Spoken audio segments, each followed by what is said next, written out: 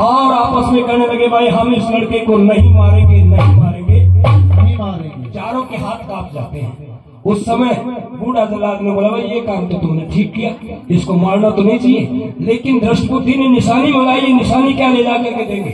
जब तक निशानी नहीं देंगे उसको यकीन कैसे होगा कि हमने इसको मार दिया? तो वो बूढ़ा जल्लाद ने बोला घबराओ मत, निशानी की व्यवस्था भी होगी। अरे जो भगवान तुम जैसे जल्लादों से इस छोटे से बालक को बचा सकता है, वो उस दृष्टबुद्धि से तुम्हारी निरीक्षा जरूर करेगा।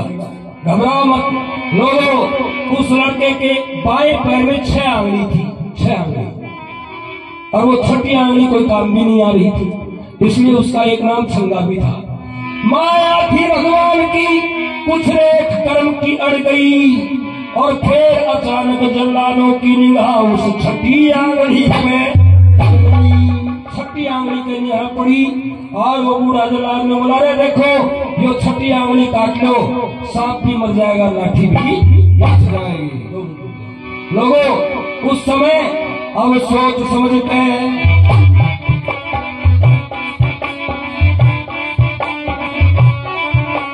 सोच समझते हैं। जल्लादों ने जान जिगर की डांट ली, बोला नहीं मारेंगे, नहीं मारेंगे, नो सहम आत्मा मांग ली।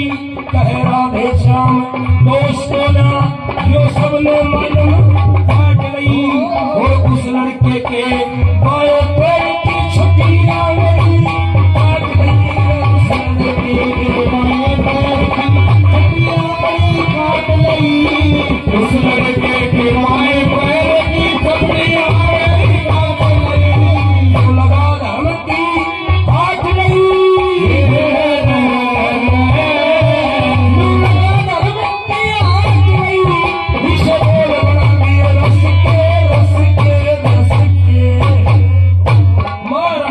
चाल पड़े जल्लाद लोगों में हंस के।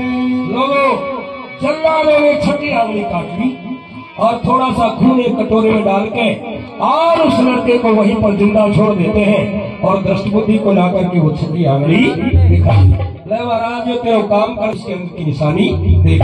तो चोर का ज्यादा पक्को वो करे ना, दृष्टबुद्धि को विश्वास हो गया कि वास्तव में लड़के ने लड़के को खत्म कर दिया, और अब वो ब्राह्मणों वाली बात झूठी हो जाएगी। यो राज मेरो मेरा आप दादा को, मैं मेरो नाथों तीसरा को फोड़ू।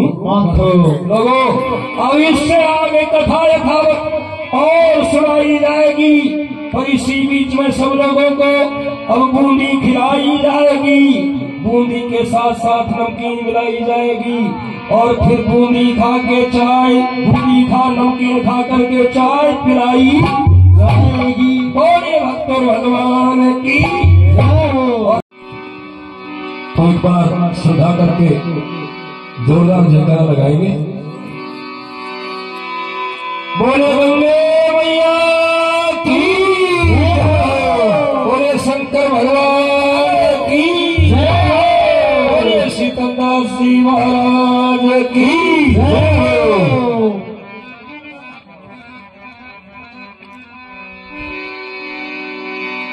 समय समय का फेर है, समय समय की बात, कोई समय के दिन बड़े तो कोई समय की रात।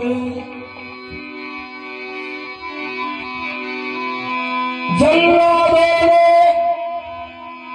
बियाबान में दान धर्म की ओर दिया, और छठी आंगली काट के लड़के को बियाबान में छोड़ दिया, बियाबान में छोड़ दिया। और मन में करके आसे और लेके आंगली पहुंच गए उस दृष्टबुद्धि के पास। दृष्टबुद्धि को जाकर कहने लगे मंत्री जी हमने आपका काम पूरा कर दिया है, ये उस लड़के के अंत की निशानी देखो, हमने उसको खत्म कर दिया है, और अब हमें हमारी इनाम चाहिए।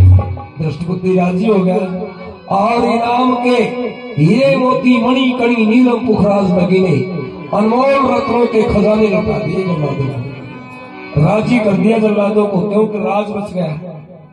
अब इधर वो लड़का जिसकी छठी आंगड़ी कट रही थी वो जंगल में रो रहा था, लेकिन वो रो रो करके भी बार को लगा लो दवा। रोना भी दो तरीके से होता है, एक होता है भगत का रोना और एक होता है जगत का रोना। जगत रोता है तो बार तो रोना, और भगत रोता है तो भगवान का गुणगान।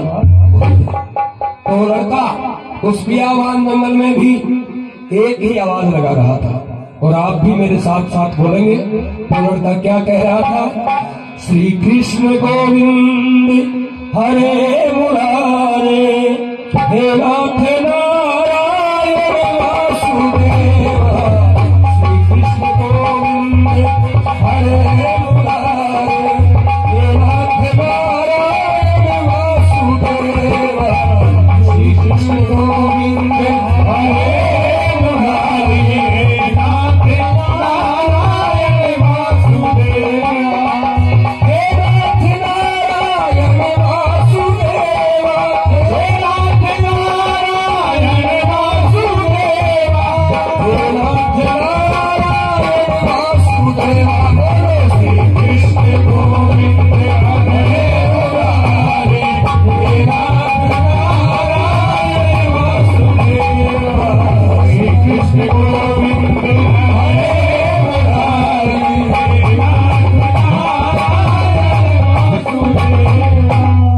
श्री कृष्ण गोविंद हरे मुरारे, हे नाथ नारायण वासुदेव। ये भगवान का ऐसा मंत्र है, इसको जब भक्त लोग श्रद्धा के साथ मंत्र का जाप करते हैं तो भगवान अपने भक्तों के लिए हाजिर हो जाते हैं। उस लड़के ने इस मंत्र का जाप किया, पूरे जंगल में आवाज गूंज रही थी, और जंगल के जंगली जानवर भी, शेर वगैरह, चीते, जो खूंखार जानवर थे, उनकी आंखों से भी आंसुओं की धारा चलने लगी।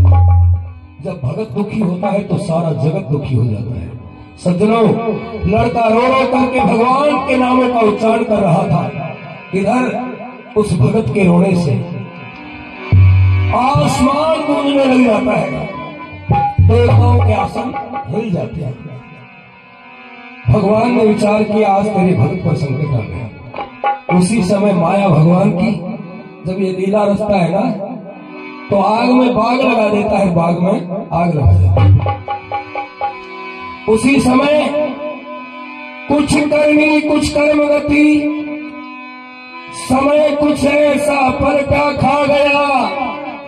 और चंद्रावती पुरी का एक कुलिंद राजा था, वो भी शिकार करने उस जंगल में आ गया।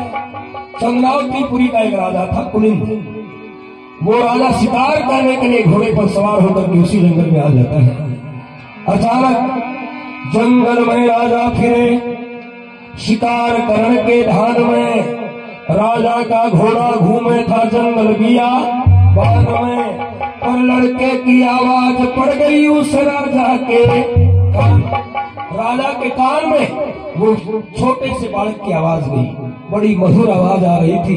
राजा ने विचार किया इस जंगल में और इतनी मधुर आवाज में कौन भगवान के नामों का उच्चारण कर रहा है, चलना चाहिए, देखना चाहिए। दौड़ाता अपने घोड़े को राजा उसी जगह आ जाता है। उस पेड़ के नीचे लड़का आंख बंद करके भगवान का ध्यान कर रहा था, चांद सा चेहरा चमक रहा था। राजा ने अपना घोड़ा रोक दिया, लड़के के पास गया, सिर पर हाथ फेरा, पुचकारा, बोला बेटा कौन है तू, कहां से आया है, क्या तेरा नाम है, और जंगल में अकेले का तेरा क्या।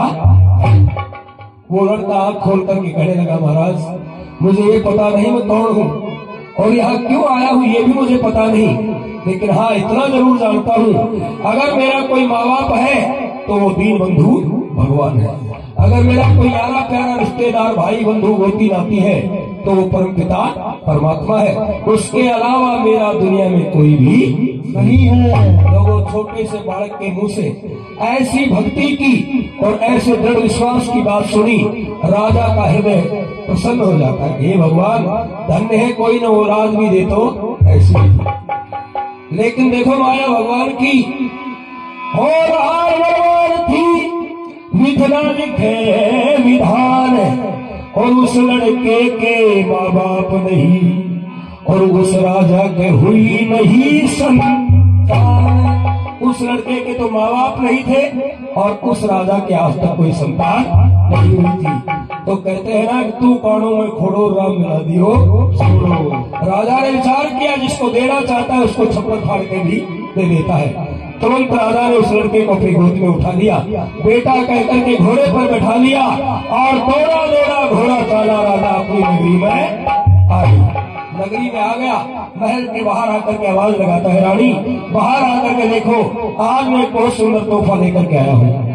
तो रानी बाहर निकल के देखती है, राजा की गोद में जैसे पूनम की रात में चांद उजाला कर रहा हो, ऐसा सुंदर लड़का देख करके रानी का दिल खिल जाता है। मैं बोली महाराज एक बार मुझे भी दे दो, मैं गोद में लेकर के इसका लाड करना चाहती हूँ।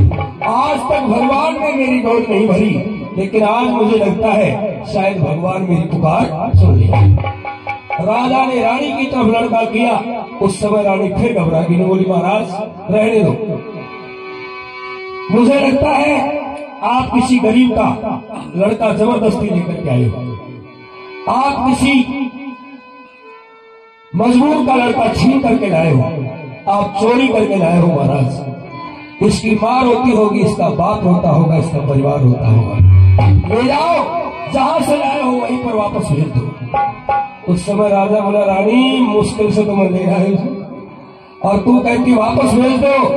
रानी बोली, महाराज जी एक बात बता, सच्ची बताओ लड़का कहाँ गया। तो रानी क्या पूछ रही थी और राजा रानी को क्या जवाब दे रहा था। बाई जी सो गए क्या?